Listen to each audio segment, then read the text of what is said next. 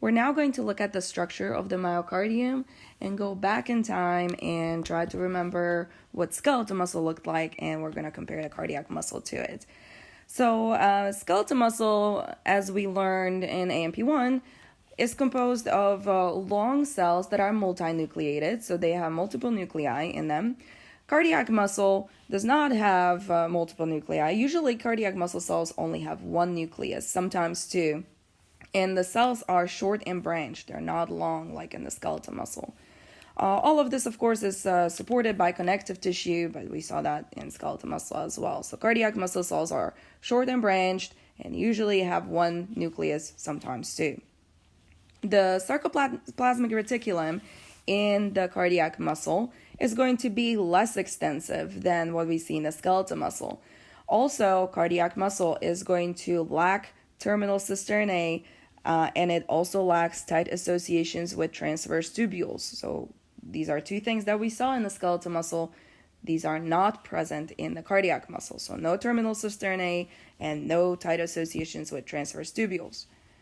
Now we still see striation in the cardiac muscle, and that's because our myofilaments are still arranged in sarcomeres. So we do have sarcomeres in the cardiac muscle, and so we have striation, and we'll see that when we look at the slide of the cardiac muscle in the lab. One thing that's interesting about cardiac muscle is that the maximum overlap of thick and thin filaments is when the cardiac muscle is stretched. Okay, this is different from the skeletal muscle.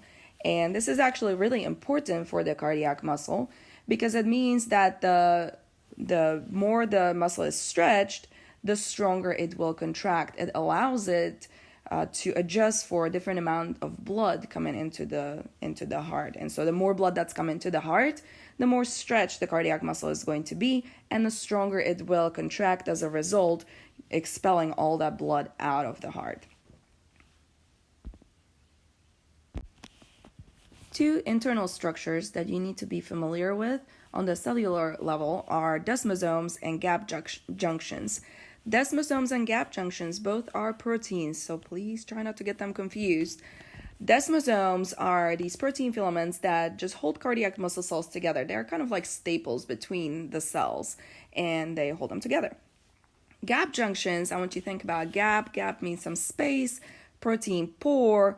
Pore is something that has a space within it. So gap junctions are these protein pores that are going to connect the sarcolemma of the adjacent cell, adjacent cardiac muscle cells. So they still kind of connect the neighboring cells together, but their main function is to allow action potential to flow through this cardiac muscle. And so they both of these proteins are going to connect adjacent cardiac muscle cells, but desmosomes just connect the cells. Gap junctions also are going to allow the action potential to flow continuously through the cardiac muscle. And this is what is going to result in a synchronous contraction of each chamber. The way that the cardiac muscle contracts is quite different from the skeletal muscle, in that cardiac muscle contracts and then it relaxes. It contracts, it relaxes. And it basically does this while you're alive, as opposed to skeletal muscle, which, skeletal muscle is able to generate a great amount of force. It can contract, it can hold the contraction, but usually you can give your skeletal muscle long periods of rest. Cardiac muscle does not get long periods of rest. It just keeps contracting, relaxing. And so for this reason, cardiac muscle has a huge demand for energy. And so it has to have adjustments for this, since this is way different from the skeletal muscle. And the three main ways that cardiac muscle can meet this huge demand for energy are its extensive blood supply. And what this means is we talked about the larger vessels of the coronary circulation.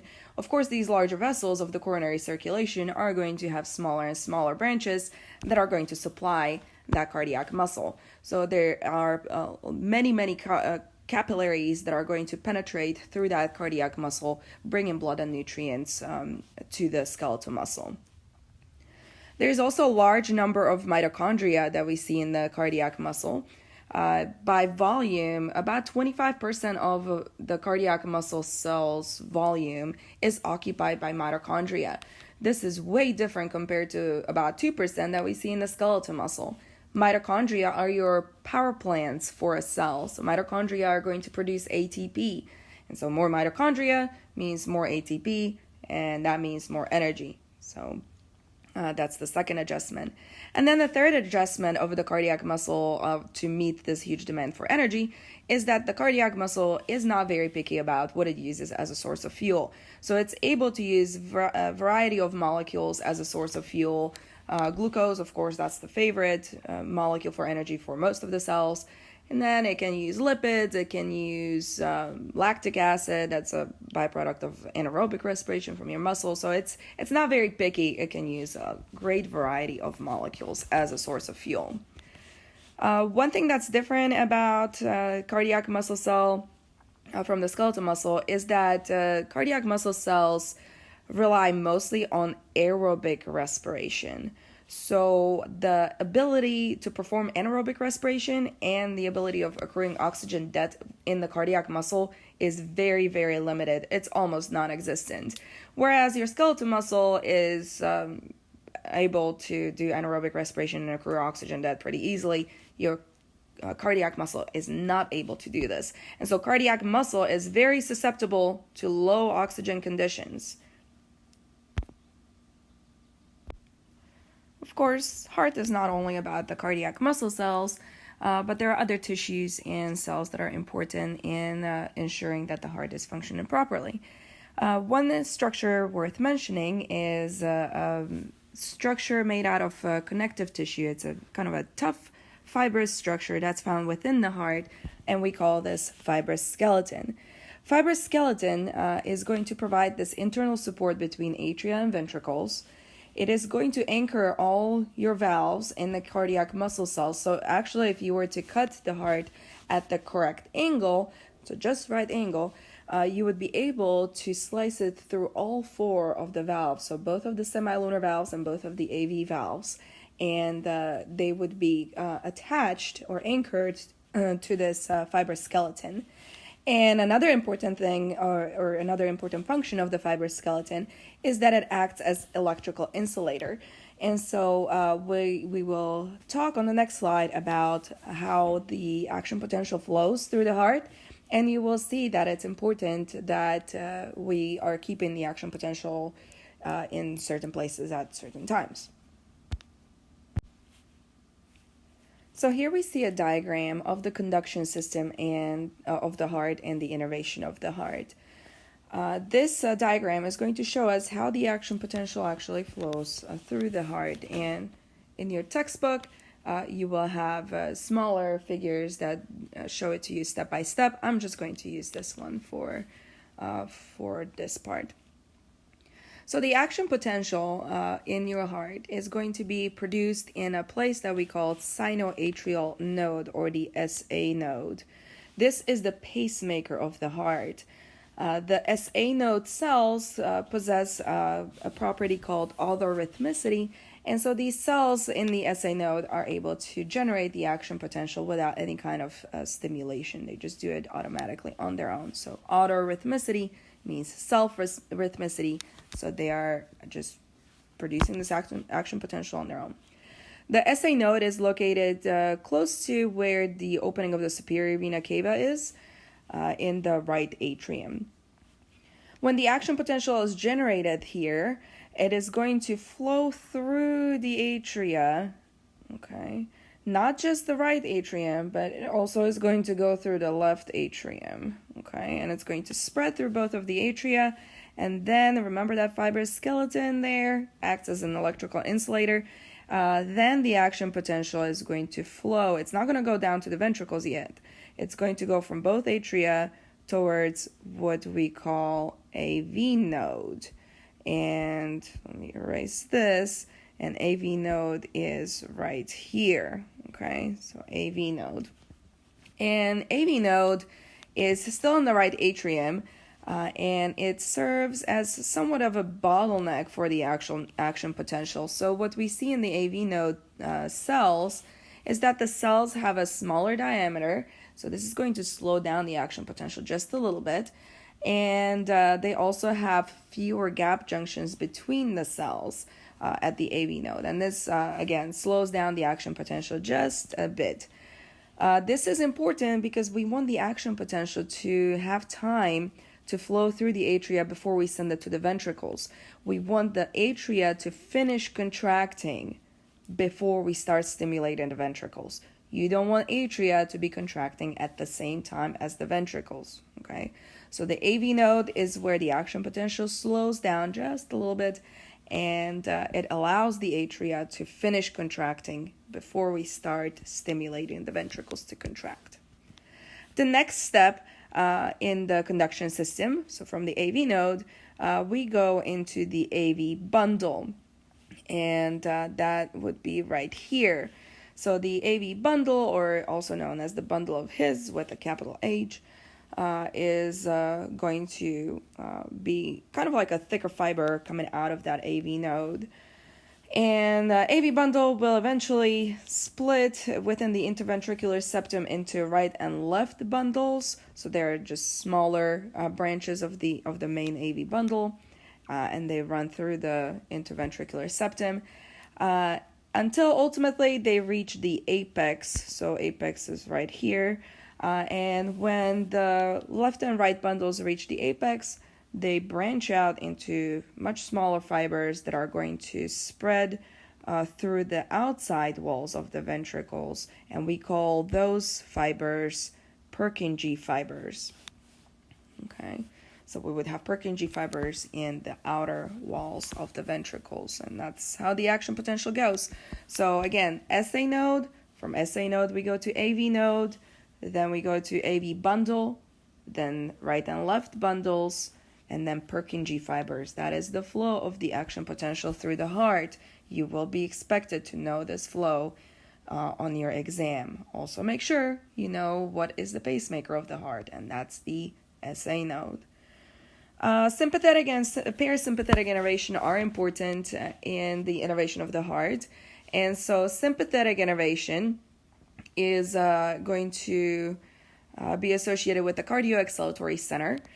And what the cardioexhalatory center does is it's going to increase heart rate, and it's going to increase force of contraction. So cardioexhalatory center increases heart rate, and it increases force of contraction.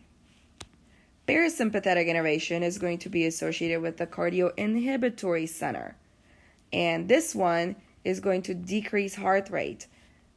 Note that it does not affect force of contraction. So cardioinhibitory center only affects heart rate, but it does not have an effect on force of contraction. Cardioexhalatory center has effect on both heart rate and force of contraction, and it increases it. Cardioinhibitory decreases only heart rate. Looking a little closer at what happens inside of the SA nodal cells, these are the cells that make up that SA node. These are the cells that have the autorhythmicity, right? We can see that there are several events that are going to happen here. Before we describe those events, I want you to note what our resting state is at the nodal cells. So we have calcium ions and sodium ions on the outside of the cell in higher concentration. And then we have potassium ions on the inside of the cell in the higher concentration, okay? At the resting membrane potential, the voltage here is negative 60 millivolts, okay? So resting membrane potential of a SA nodal cell is negative 60 millivolts. Calcium and sodium are on the outside, and potassium is on the inside of the cell. There are going to be three channels and three things that are going to be important when we describe the events at the SA nodal cell. So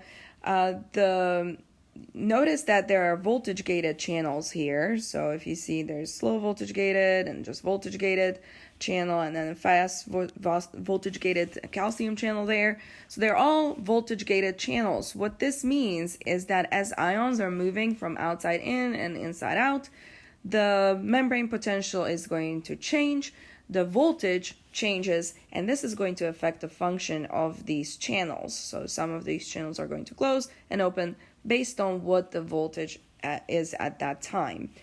If you look at this diagram right here, this graph, you can see that the membrane potential does not stay at any voltage for any period of time, really. It's like we reach a certain voltage and then something else happens. So you can see right here, when we reach that negative 60, which is the resting membrane potential, this is going to cause the curve to go up. What happens when we reach that negative 60 is that we're going to open slow voltage gated sodium channels. Okay, so as the membrane potential is reached, it doesn't just hang out at the resting membrane potential. It doesn't rest there. It's going to open those slow voltage gated sodium channels. So this voltage opens those channels. And what that means is that sodium now is going to move from outside where it normally is through these channels to the inside of the cell. Okay, channels allow flow of ions or flow of things from higher concentration to low. So these channels don't require energy. And so when they open, sodium starts moving in. Sodium is positive, okay? And so as it's moving inside of the cell, it makes the cell more positive. Okay, so it's like the positivity is flowing in. And that's why we see the membrane potential going from negative 60 up higher to a more positive voltage or a more positive membrane potential. Okay, so it keeps going up until we reach about negative 40. This time from negative 60 to negative 40 is called reaching threshold. Okay, the negative 40 is the threshold. Negative 40 voltage or membrane potential is going to cause the second step, and that is depolarization, and this is where the fast voltage gated calcium channels open. So they're fast, they're are basically going to allow the calcium to move inside a little faster than the sodium, and that's why you see the angle of this curve. Like here it goes kind of slow, and then boom, here it's going to go up a little higher, okay, a little faster. And so the calcium voltage gated channels open, calcium is going to go in. Calcium is also positive, and so it's going to make the membrane potential even more positive, okay? And we're going up until we get to just above 0 in the membrane potential. When we reach that membrane potential, this is what's going to shut down the voltage gated calcium channels, and it's also going to stimulate opening of the potassium channels. Now potassium is on the inside, okay? And so when we open potassium voltage gated channels, this is going to allow potassium to go out of the cell. So now we're losing positivity. And as we're losing positivity, the membrane potential is going to start going back down to its resting membrane potential. I want to point out something that is not really seen in these 3 steps, that as the potassium is going out of the cell, calcium and sodium are also going to be returned to their original state as they were before we starting this reaching threshold. Okay, so everything is eventually going to return back to normal when we get to the next resting membrane potential. So calcium and sodium are going to return. Potassium is also eventually going to return back to the normal state. And so we have 3 steps here. Again, reaching threshold. This is where sodium channels are going to open, and we get to the negative 40 membrane potential. That is going to cause calcium channels to open. These are fast, and we get to just above 0. And then when we get to just above 0, this is going to close the calcium channels and open the potassium channels. And ultimately, we're going to get the resting membrane potential back to negative 60. Now, if we look at electrical events that happen in the cardiac muscle cells, so these are not the SA nodal cells, these are cardiac muscle cells. we will see some similarities, but also plenty of differences here. So there's a resting membrane potential at the cardiac muscle cell level, and this is not -60 like it was at the SA nodal cells, but it's -90. So the resting membrane potential of the cardiac muscle cells is lower. We also have the 3 voltage-gated channels. We have sodium, calcium, and potassium. However, as far as the fast and slow, here the sodium channels are fast and the calcium channels are slow. At the SA nodal cells, and this was reversed. We had sodium channels that were slow and calcium that were fast. And then potassium channels remain potassium channels. They were not slow or fast in the SA nodal cells or in the cardiac muscle cells. They're just voltage-gated channels. The location of the ions is the same as with the SA nodal cells. So we have the calcium and sodium on the outside and potassium on the inside. And then we do have 3 events that are happening here. Just like we saw in the SA nodal cells, there were 3 events. But the events here are different. So in the SA nodal cells, we had reaching threshold, depolarization, and repolarization. Here, we have our first step is depolarization, second step is plateau, and third step is repolarization. Okay, so there's still 3 of them, but they're different. And the graph looks different too. So here we don't have a reaching threshold thing going on. So we're just going to start at the -90, which is our resting membrane potential. Ultimately, when this cell is stimulated, the fast voltage-gated sodium channels will open, and these are very fast. Look at this line. It's almost going straight up. Okay, so it means this is happening very, very fast, very quickly.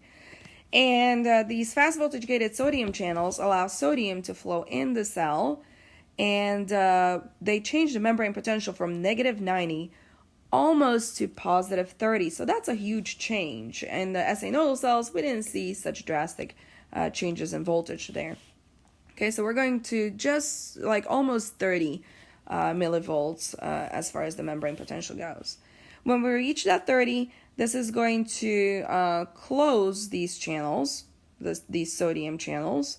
And what's going to happen is potassium channels are going to open. Those allow potassium to go out, so that wants to bring the membrane potential down. But also at the same time, the calcium channels are opening, and calcium is flowing into the cell. So it kind of works against the potassium. So potassium is flowing out, trying to lower the membrane potential. Calcium is going in, kind of balancing out the effect of calcium, of the potassium leaving. And so what we're going to see here is that the membrane potential is not going to go down to its resting membrane potential very quickly, and creates this, what we call plateau. Okay, plateau is going to be very important when we compare it to the skeletal muscle and the refractory period here.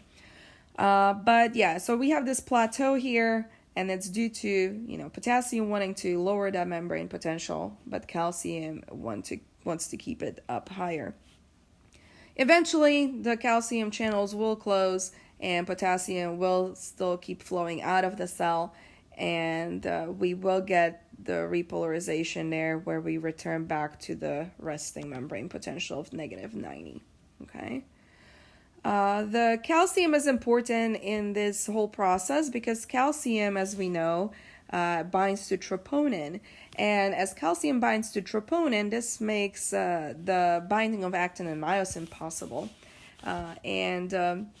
So the more calcium you have bound to troponin, the more cross bridges you're able to form. So when we close the calcium channels, the calcium is going to be released from troponin, and then the number of cross bridges is going to decrease, and then muscle will relax. These 2 diagrams show us the importance of plateau in the cardiac muscle and its not importance in skeletal muscle. So if we look at what happens with the action potential and muscle contraction in the skeletal muscle, you see that the depolarization and repolarization is happening very quickly, And repolarization is practically over as the muscle is just starting to contract. Okay, so at the beginning of that contraction, beginning of that single twitch, repolarization is almost over. Refractory period is the time during which you cannot generate another action potential.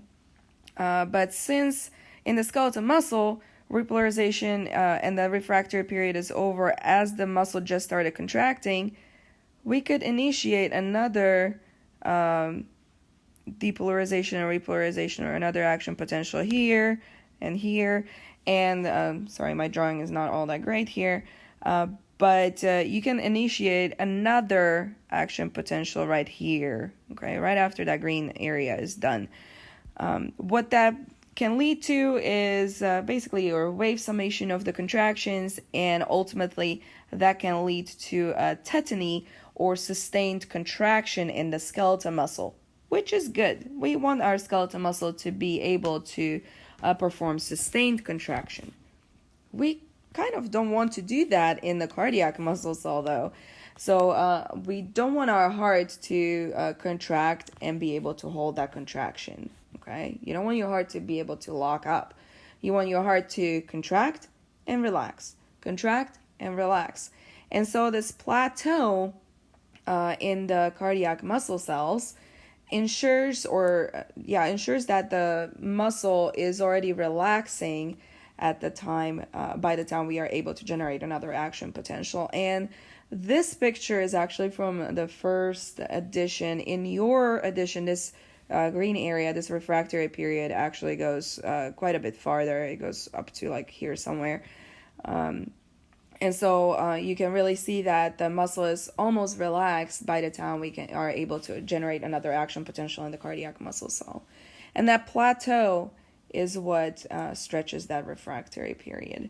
Again, this prevents tetany in the cardiac muscle cell, so it prevents a sustained contraction in the cardiac muscle, which would not be good for the heart. Okay, so you don't want sustained contraction in the cardiac muscle. We can look at the electrical events that are happening within the heart by looking at someone's electrocardiogram, which is ECG or EKG. And this electrocardiogram is done by attaching monitoring electrodes to specific locations on the body, and then basically this will give you a graph or a chart of different events here. And so if you, I'm not sure exactly what page this is, but it's your figure 1920. That shows you a typical EKG or ECG recording and what the waves would look like. I'd like you to just know the basic things of what each of these waves or segments mean. So we have a couple of waves here. We have a P wave and T wave. The P wave shows us the atrial depolarization at the SA node. The T wave shows us a ventricular repolarization. Okay, so those are the two waves. The QRS complex comes after the P wave. And the QRS complex is going to show you ventricular depolarization. During this time, the atria also repolarize, but the signal for the atrial repolarization is too weak to be shown or seen on that reading. So the peaks that you are seeing during the QRS complex, they are due to the ventricular repolarization. Then we have a couple of plateaus here. The PQ segment is the atrial plateau. This is where the atrial cardiac muscle cells are contracting. And then the ST segment is your ventricular plateau. And this is when the ventricular cardiac muscle cells are contracting. Then we have the PR interval and the QT interval. So these two intervals are going to have to do with the action potential spreading. So PR interval is the time required for the action potential to spread through the whole conduction system.